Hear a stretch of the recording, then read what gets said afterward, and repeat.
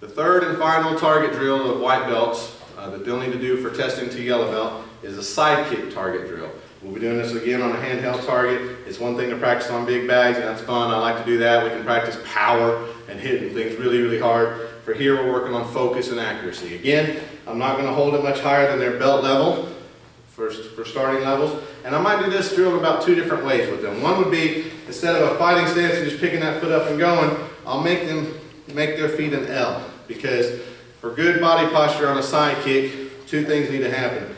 My body and my toes, my kicking toes, need to point sideways when I do my kick. That's why it's called a side kick.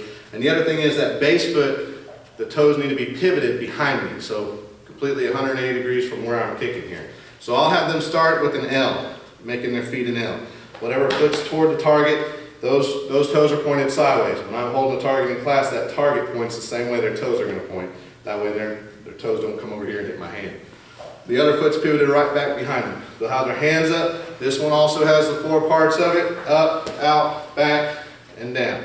I want them to land in the L. Start in the L, land in the L. Goal just being hitting the heel and nothing but the heel right in the middle. This won't work if your student has floppy foot.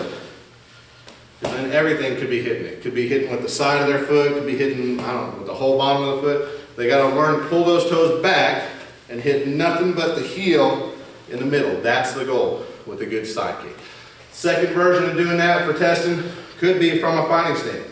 But here's a little bit more tricky because they're gonna have to learn and remind themselves to pivot that bottom foot as they do the kick or before they do the kick. So as soon as they're bringing that foot up, there's my pivot, right?